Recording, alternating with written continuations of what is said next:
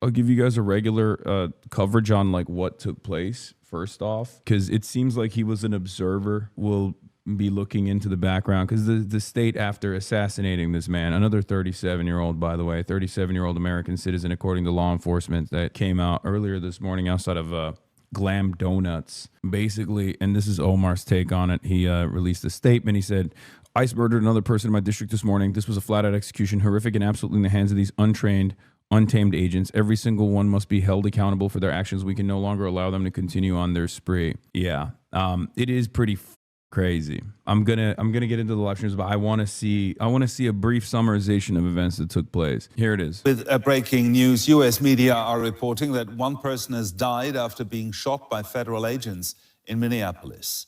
The Department of Homeland Security said the situation was evolving, but claimed that the man who was killed had a firearm and 2 magazines. The incident comes less than 3 weeks after the fatal shooting of Rene Good, which has already sparked protests across the city. Thousands of Immigration and Customs Enforcement, or ICE, agents have since been deployed to the Democratic-led city as Republican President Donald Trump intensifies his nationwide campaign to deport immigrants.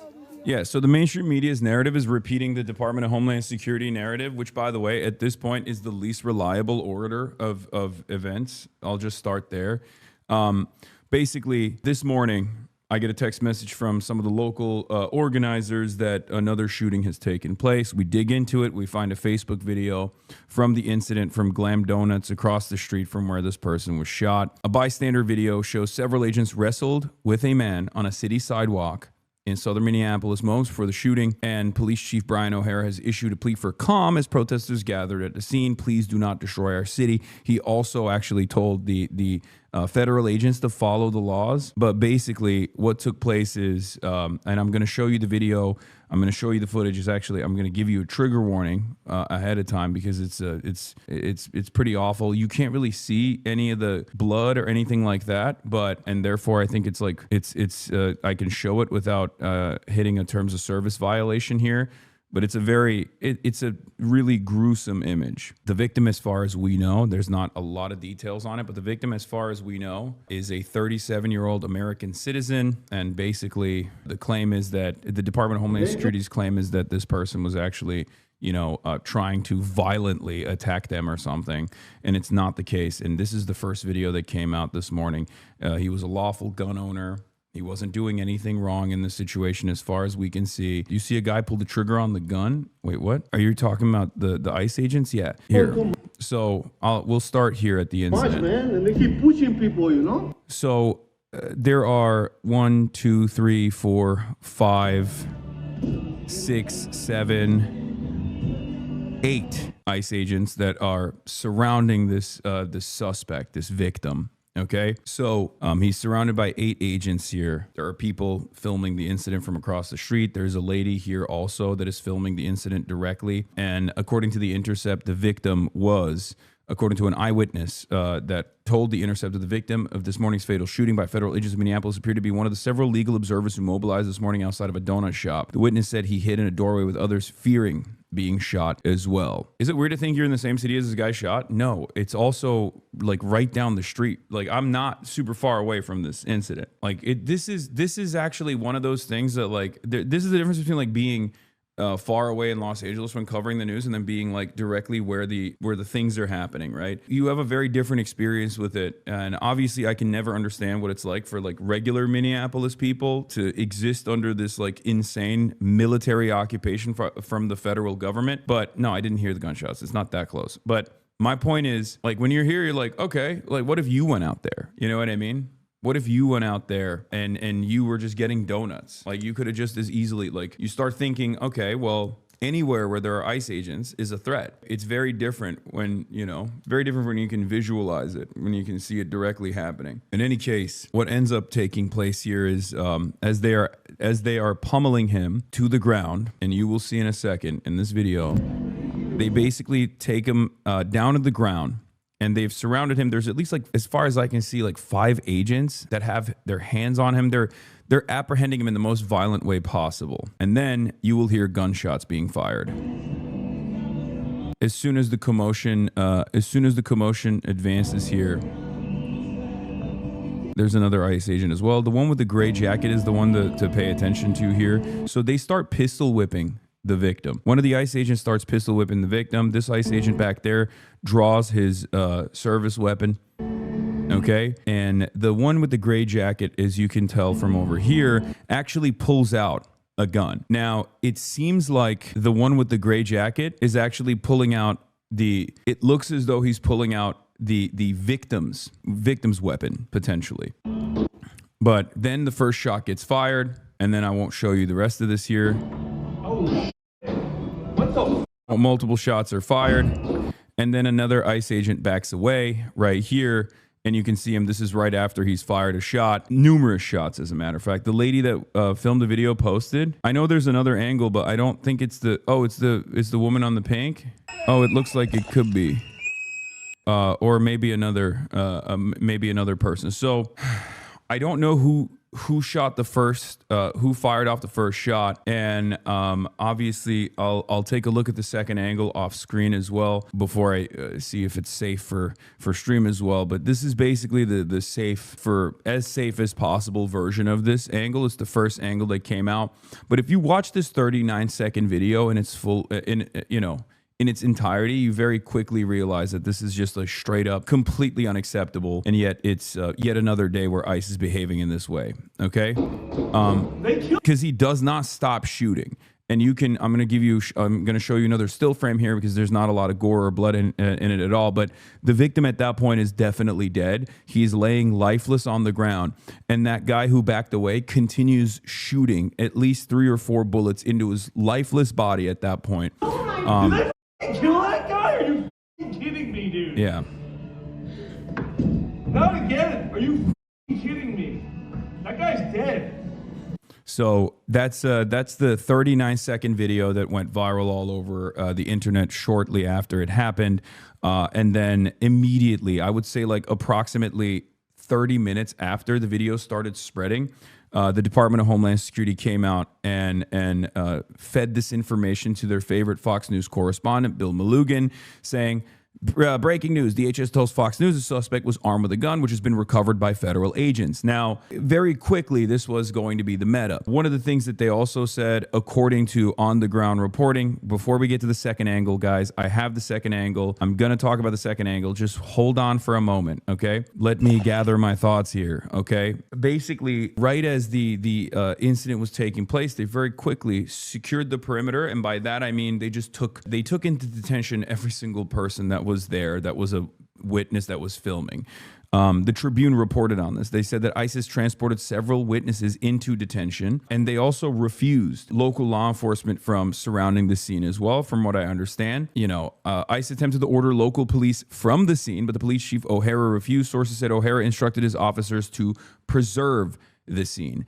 And it's very clear that just like with Jonathan Ross, the first thing that these guys do after another, unlawful state-sponsored execution is to basically cover their own tracks. Like they immediately are like, all the witnesses, we're picking them up, we're packing them up, we're shipping them off into a facility. We're going to see what they have. We're going to try to threaten them. God knows what.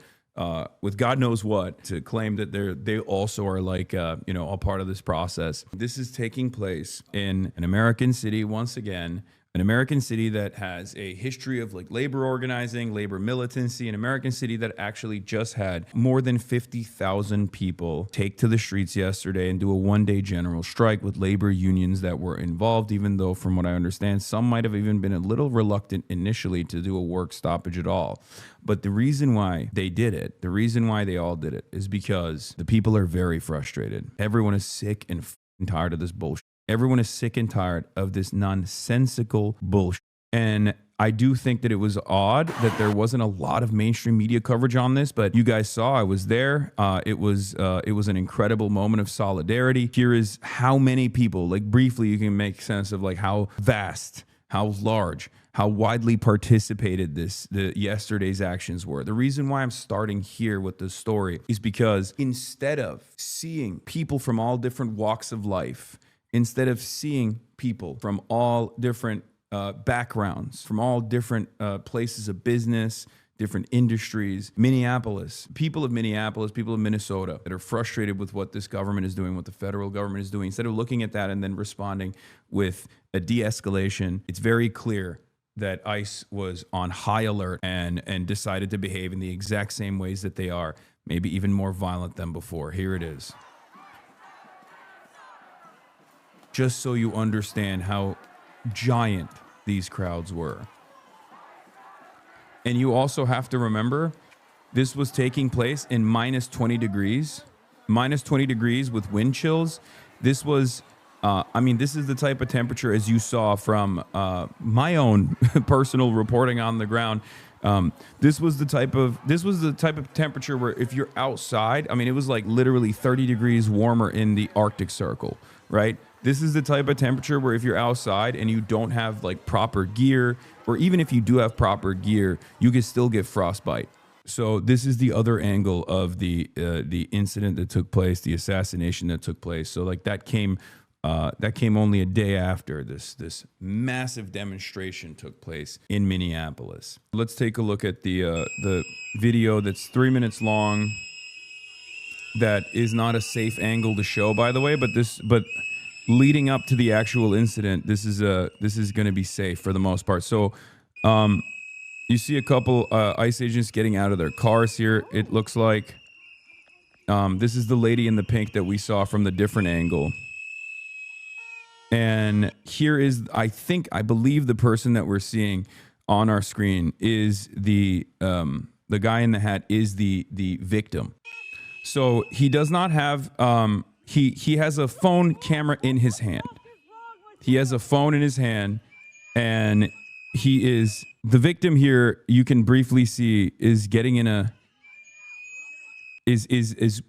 pulling out, is pulling away another legal observer. The victim in the brown jacket is pulling away from an ICE agent who pushes another. These three people right here are all legal observers. As you can see, he has a bottle of water in their hands. The ICE agent right here pushes this woman who also is a legal observer with a bottle of water in her hands to the ground. And then the guy that they end up shooting is trying to pull away, is trying to stop the ICE agent as he tries to stop the ICE agent as the ICE agent shoves this woman into the ground, into the ice. In the process, the ICE agent clearly tear gases or pepper sprays the victim. Okay. The victim has his hand up. He has his phone camera in his hand. The ICE agent continues to tear gas him directly into his face, pushes him away, starts tear gassing all of the other legal observers in the area. So the ICE agent, before the other ICE agents come around, the ICE agent starts violently pepper spraying everyone. At this point, the legal observer is trying to do his very best to pull the other legal observer away from the tear gas, to pull them up. And as you can see here, this is I'm about to go full cam here and not show you the rest of it, because from this point on, they're entirely focused on him. And you can see in the commotion, they're surrounding him. Now, at no point does he actually pull out a gun, at least from this angle, and you can't really see it from the other angle, but at no point does he actually present himself as a significant threat. This victim, every step of the way, in the first 51 seconds that we can see, is actually trying to de-escalate, is actually trying to stop the ICE agents from tear gassing these other legal observers. Okay, the gun was confiscated by another agent prior to the shots being fired. Yeah, no, I think that's what ends up happening. I think he's a lawful, legal gun owner. Here's some more scenes before the shots are fired here. It's not very easy to make out, but okay, so up until this moment, up until minute 1, there isn't anything that takes place here, but I suspect this is right when the shot is going to get fired. Minute 1 in the video. I'm going to go full screen here. You can start seeing some of the cops surrounding him, reaching for their service weapons, for the record, or not cops, sorry. One of the ICE pigs right here is pulling out his service weapon. There's a bunch of others that are also pulling out their service weapons, but there's approximately 1, 2, 3, 4, 5, 6, 7, 8 total ICE agents surrounding him, while the legal observers are trying to get out of the way as the victim is on the ground. He's not only surrounded, but they're violently and physically trying to apprehend him in a pile. And then the first shot is fired, and the commotion takes an entirely different life of its own from that point on. And you can see in the videos, I mean, this is a direct, from this angle, it's even more heinous. You can see it's a direct shot fired, almost like, yeah, oh, Jesus Christ. First shot, and then the second and third shot, and you can see him like his lifeless body flinging into the ground, where they just pull back, but almost making like contact with the barrel of the gun on this person's head and shoot them in a straight up execution. And as his lifeless body hits the ground, they continue shooting. And then, last but not least, as all of the ICE agents around this victim have dispersed and pulled away from the lifeless body of the victim on the ground, as you can hear, that one last ICE agent gets off 4 additional shots. And he continues. No, actually, that was 3. And then shot 4 and 5 is fired as he backs away. They literally back away from him. Like they take 3 or 4 steps away from him and just open fire. This is irredeemable. This is indefensible. This is cold-blooded, state-sanctioned murder. No interest or investment in de-escalation. They immediately surround the perimeter and they start screaming obscenities and screaming commands at all of the horrified onlookers. I believe it was 10 or 11 gunshots in total that they struck him with. For those of you who are wondering where I found this angle of the video, Dropsite News has the second angle from the lady in the pink shirt. There's also a third angle that I'm going to be covering as well, which is like which features all the things that led up to the shooting. But basically, I mean, there is no defense of what they're doing. At 55, you can see they find and throw the gun. He actually gets up and they keep shooting. At that point, there's one agent that walks up and starts administering CPR. But unfortunately, the victim passed away. The Department of Homeland Security's statement in the immediate aftermath of the incident at 9:05 a.m. CT, as DHS law enforcement officers are conducting a target operation in Minneapolis against illegal alien wanted for violent assault, an individual approached U.S. Border Patrol officers with 9mm semi-automatic handguns seen here. The officers attempted to disarm the suspect, but the armed suspect violently resisted. More details on the armed struggle are forthcoming. Fearing for his life and the lives and safety of fellow officers, an agent fired defensive shots. Medics on scene immediately delivered medical aid to the subject and was pronounced dead at the scene. Now, I don't know if this gun is the actual gun that they took off of him. I don't know why they would also lie and act as though, there's a different gun involved here. I know some people are saying that it's a lie. This is not the real gun. It's so insane that obviously it's virtually impossible to trust law enforcement at this point, especially federal law enforcement at this point. It's just like, I'm sorry. It's virtually impossible for me to trust federal law enforcement, specifically ICE, specifically the Department of Homeland Security, because they just lie so maliciously and so frequently. And they lie about things that we can see, that we can actually observe with our own 2 eyes. It's absolutely insane. And of course, this is a complete collapse. This is a complete collapse of the social fabric that holds society together once again, because when you have these people that are supposed to be defending us, these people that are supposed to be protecting us in theory, behave so belligerently, behave so violently, and then all of the mechanisms of justice that are supposed to do the right thing and prosecute the agent, the rogue agent that they under different circumstances would treat as though this rogue element is simply a bad apple, are not even doing that any longer. They're actually straight up saying that this was lawful, that this was good, that the victim was a terrorist, just like they did with Renee Good. I have my suspicions that there will still be right-wingers that defend this, but it's completely indefensible. Just so we're clear, this was the victim's position when the first shot was fired, on his knees, shirt pulled up over his arms, surrounded by 7 ICE agents. And yesterday I was talking to some of the activists on the ground, and we were trying to figure out what we were going to do.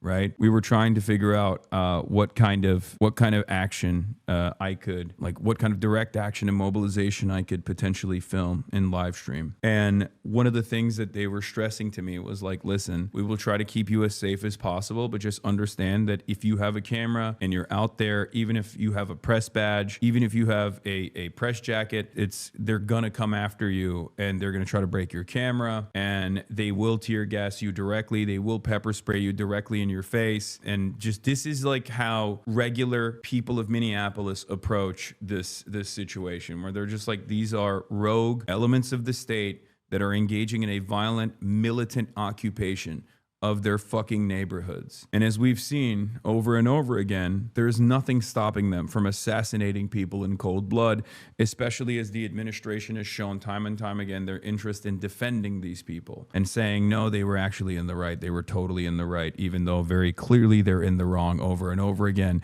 And there is a decent percentage of people in this country, at least 20% of the people in this country, that will still defend this kind of altercation, defend this kind of incident, defend this kind of lawlessness. It's incredible to me. And yeah, here it is on Instagram. Minneapolis journalist and anchor Jana Shortle of KARE 11, clearly wearing press credentials, says she was pepper sprayed and punched in the eye by federal agents while trying to capture the aftermath of today's fatal shooting.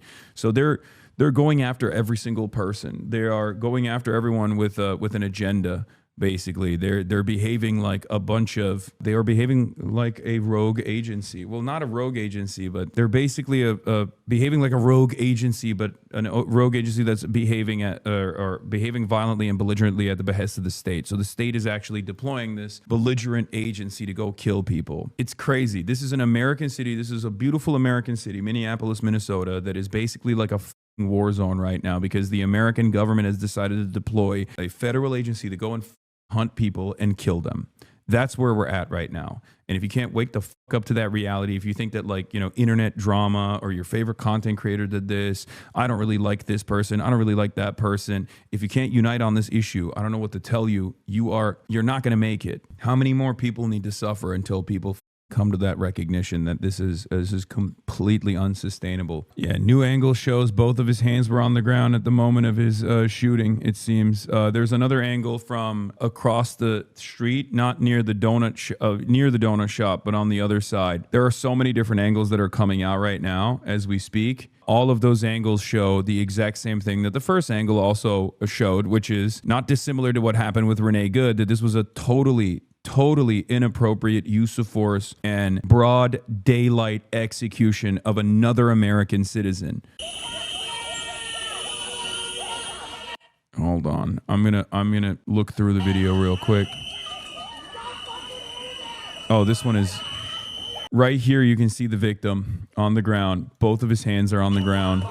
And I think that's at 38 is the first shot being fired. Oh, no, at 40 is the first shot being fired. So moments before the first shot is fired, even in the commotion, you can see that like right before, he's completely on the ground being subdued here. I mean, I don't know what to say here. Like, I don't know what you can even say. We still don't have as much evidence beyond what the Department of Homeland Security has released about whether or not this was his gun that was taken off of him.